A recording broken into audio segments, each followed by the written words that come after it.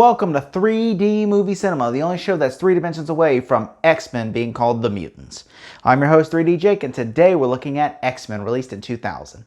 X-Men was directed by Bryan Singer and is written by David Hayter and story by Tom DeSanto and Bryan Singer. The movie is based off the comic book X-Men by Stan Lee and Jack Kirby, and the movie stars Patrick Stewart, Hugh Jackman, Ian McKellen, Halle Berry, Famke Janssen, James Marsden, Bruce Davidson, Rebecca Romijn, Ray Park, and Anna Paquin. The movie is essentially about in the world where basically the mutants exist, which mutants are basically, it's like a metaphor for civil rights movement at the time where mutants are essentially how we viewed African Americans back in the day, where basically people are scared because they don't understand them and everything. And so essentially they want to, they're trying to pass rules and regulations about, oh, mutants should have to register to be here. And so, of course, this idea is you have two different mutant groups. You have Professor Xavier, who thinks we should coexist with human beings. And then you have Magneto, who is essentially the other side of that coin, where he thinks if mutants he says that we should literally attack the humans, first. We should, they're going to attack us. We should attack them first. And we should literally be, because we are the superior race, not them. And essentially that's really what it's about, almost like a metaphor for race in America. And what I think of what works about this movie is it's kind of like Stan Lee inspired it from the civil rights movement, where it was Professor Xavier was like Martin Luther King and Magneto was like Malcolm X. And they both ultimately want the same thing, only one's more hostile towards this, saying, hey, if they're in their face, you push them back. Do not take shit from nobody. While the other one's like, we should just peace, sit down, let it peace. And I actually like the metaphor that Bryan Singer kind of adapts into this movie, where instead of it being, civil rights, it still is, but also it's also ideas for, the gay movement, where the gay, where at the time, nobody was, there was very time where okay, we didn't want gay people teaching our kids. They should keep that, to themselves. And I think honestly the way Singer approaches this is more of, that he wants to, because Bryan Singer himself is of course a bisexual human, and of course and Ian McKellen is a gay man. So of course when they made this movie, they kind of put their own ideas of how they see the world into this. And I think it works really well. Because obviously Stan Lee could not identify as a black man because Stan Lee's not black and he's not gay either. So, it kind of goes out the window. But you having someone who is gay in that movement, I think made it better, because Bryan Singer, who of course, is a bisexual male, was able to make that better. And I think honestly, I can't necessarily understand fully, this world, because I myself am the straight man. So I don't understand, and so I think someone who directs it that is, gay or bisexual can actually identify this more, because it's hey, how they felt, I guess, when they were in high school or college or whatever. And I do, and also in X-Men 2, it's much more out there, because there's a whole scene with Bobby and his parents. And I thought that was well done. And I think with this one, it does does more approach the civil rights aspect more than does the gay community aspect of it. Because this one, there's a whole Senate hearing that I think explains it, where they're do you want your kids to be taught by mutants? Do you, they should have to register. There's a girl who can walk through walls, who is stopped from walking from the bank or to the White House or to our houses. And I think you have Jean Grey, who is a mutant, who's sitting there on Capitol Hill telling them, we really should. The mutants are we're not your enemy. We actually are genuine, decent human beings. And I think that actually works in their favor.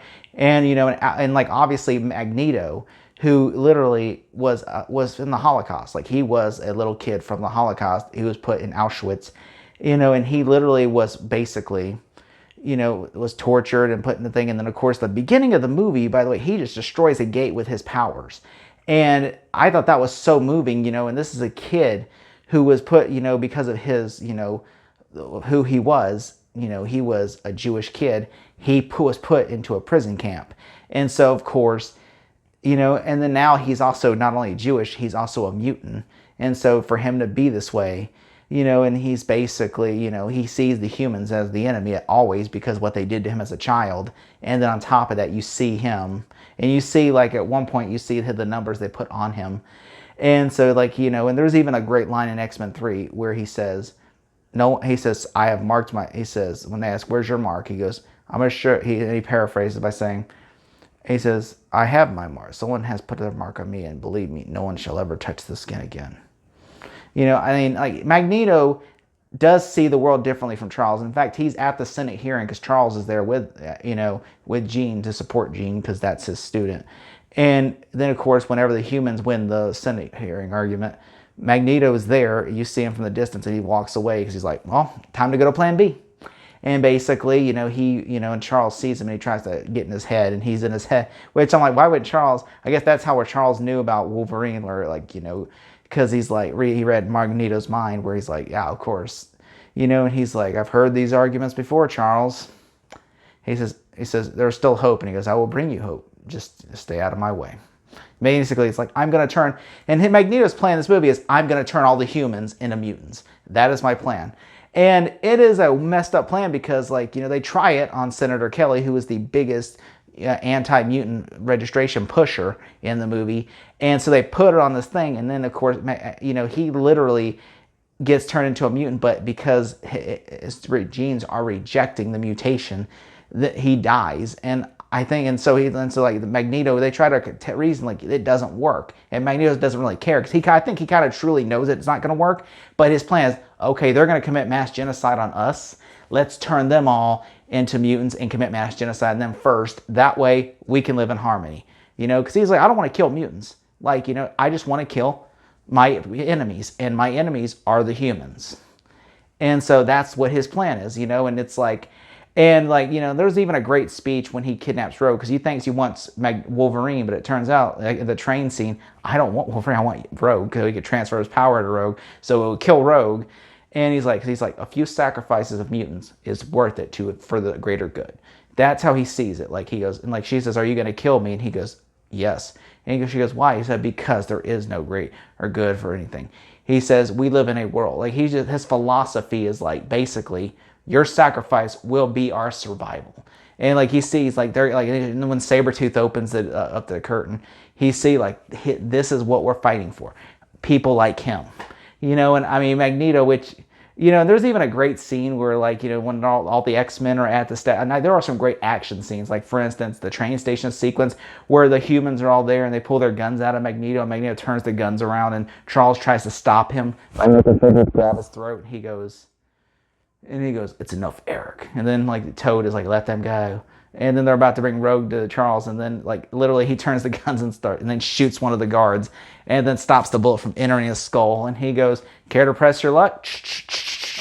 He goes, "I don't think I could stop them all," which he probably could, but he's like, "I'm not going to, because they're humans." And I thought that was so well done in the scene, because he's like, you care about these humans. I don't give a shit about them. Okay, if one of them dies, that's nothing.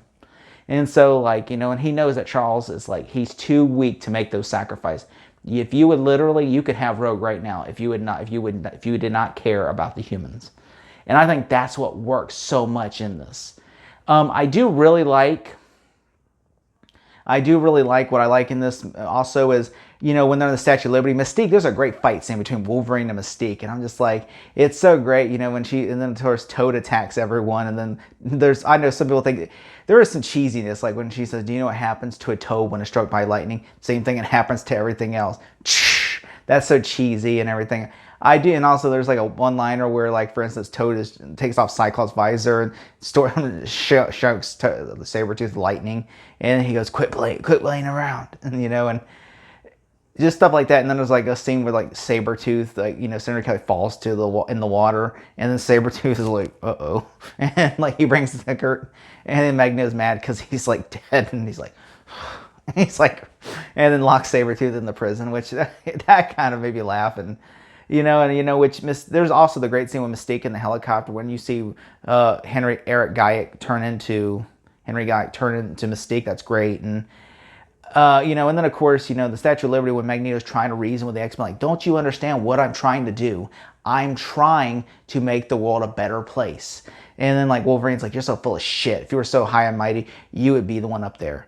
and then of course Magneto just goes up there. He's like, all right, watch this. Like that was so gangster and everything. And then when Cyclops shoots him and just that stuff like that, I think is what makes this movie so great and enjoyable. The movie also is not faithful to the X-Men mythology. Like for instance, like Iceman is a teenager in this, and also Rogue. Jubilee would make more sense to be in this character than Rogue, because Rogue is more of like, hi, sugar, and everything, and she's just not. She's more of a scared girl, and I think Jubilee would make more sense to be in that role. But Rogue, I understand why they included Rogue as this character.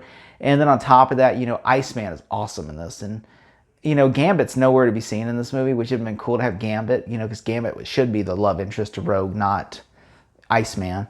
And and of course, but they had to make some changes, and also they wear these leather outfits that are not comic accurate. There's even a joke about, what do you prefer, yellow spandex? I do like the joke when he's like, hold, it's just me. He's like, how do I prove it? And he goes, you're a dick. Okay. I was like, and the Cyclops, they did him dirty so much in this movie. He is like barely has any lines, and he's just there to be the jealous boyfriend kind of. And then like at the end, like he has like one good moment where he's like, I have a shot. When he's like, Scott, he's like, I'm ready. He said, because the Wolverine has to stop him. He's like, I have a shot and I'm taking. And he shoots Magneto with a laser beam and then cuts it. I thought that was great. And Magneto being in that plastic prison at the end was so cool. And one of my favorite moments in the movie is when they were like, he's fight Sabretooth and Wolverine fighting the Statue of Liberty. And I used to have that toy when I was a kid, and I recently reacquired it in the box and everything, that and the torch. And I literally just remember playing with that so much, with Sabretooth and Wolverine fighting each other on it. And I remember, I love the scene in the movie when the Wolverine, obviously visual effects were, at the time that was, interesting visual effects. Nowadays it's outdated, but it still holds up to me in a good way. And I remember just that one scene where like literally Sabretooth, like he hands Cyclops a laser beam Sabretooth to his death, and he falls to his death onto the boat. Magneto watches in anger. Sabretooth fall to his death. I was like, that made me laugh so hard, and everything. And yeah, but I really love this movie, and I really truly think it is a great film if you want to start the X-Men franchise. It's a great film to start on. It's not 100% comic. I would say it's 60% comic accurate, but it's still a worthy film, and I think it's one of my favorite movies that I grew up with as a kid. I own the merchandise for it. It made me an X-Men fan. I've had on every iteration: VHS, DVD, Blu-ray, 4K. I am a huge X-Men fan, and I can't wait to pass it on to my family in the future. And I think if I had to give this movie a grade, I'm going to give it an A-. Thank you so much. Sharpton for president, y'all. I'm outie. Jesse Jackson for VP.